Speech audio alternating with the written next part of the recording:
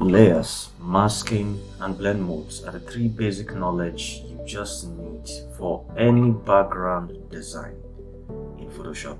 And of course, brushing. Yes, brushing. You just need to have the knowledge of brushing. In this tutorial, I'm going to take you through how I combine this knowledge together in creating a wonderful background that can be used for basically anything you want in Photoshop. Do make sure to subscribe and follow us for more videos like this. Thank you. So jumping right into Photoshop, the first thing I want to do is to create a solid color background layer, and I've chosen the color I want to use. Okay, and I want to import the texture background. I'll leave the link in the description so you can also get it too. And once I import it, of course, I transform it, increase it to fill up this space, entire upload space. I'm using a 4x2 inches size upload. So I'm changing the blend mode of the background I brought in to overlay. You can try some other blend modes, but overlay does one here. Because I want to use this for a full lounge background, so I'm already looking towards that. So I've added a Gaussian blend to it, and 11.1 is fine for me. It's looking very good.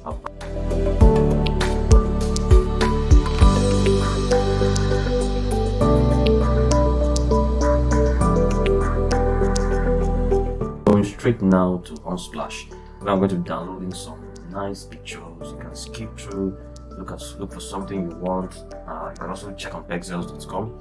I'll also leave a link in the description.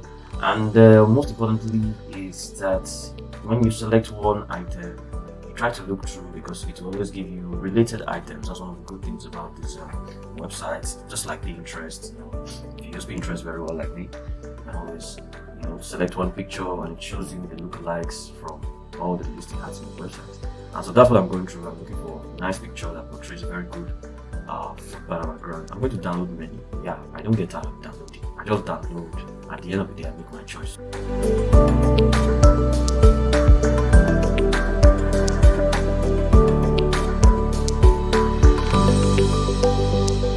And here I'm going to create a layer mask and then brush out the areas that shouldn't be visible. Yes, that's very important.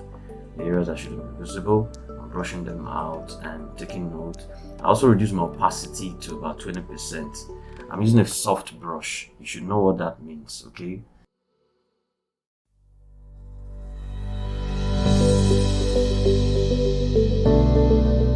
So I brush out the areas where I don't want to see.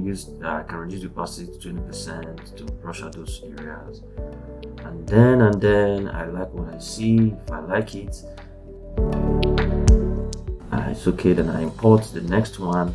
I feel I want to add some more maybe like colors, like the beans and all that, the green colors of those beans. I love them, so I just want to use them to contrast what we already have. So I'm going to scale that up quickly. Zoom out, then scale. Okay, with the transform tool still. You don't hold down any key if you're using the latest Photoshop. And I create a layer mask quickly, and with a black brush, I increase my opacity down to 80% and brush out those areas. You can damp twice so that you be sure it's clean over those areas. And I'm taking away those white spots. I'm going to reduce my opacity, I think, to be about 30% or 20%. So I clean the side so it looks faded. That's the most important thing. It must look faded. So I don't want it to look too like I just dropped it there and it's there. Okay, please make sure to subscribe to my channel. It's very important to me as you watch this tutorial. Then what am I going to do now? I'm going to also touch the other sides of the design, the other sides where we have also marked, just to be sure everything is fine.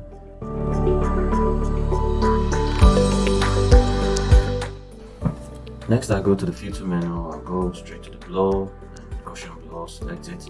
I'll apply the settings before. Maybe I can just reduce it to 4.9, which is fine. Then I just open up that icon and on the layer there, and click on the icon layer and select the Smart Filters layer mask. And with my brush to be selected, I make sure to damp a little where I want the Gaussian blur not to affect. Okay. Then I also pick up the Gaussian blur effect with the Alt key held down, move it straight to the next layer, and then I also do the same thing, brush the areas where I don't want the Gaussian blend to affect too. So the alt actually helps to duplicate, and that's what I did. I didn't need to go back to make the settings. So that's what we have here.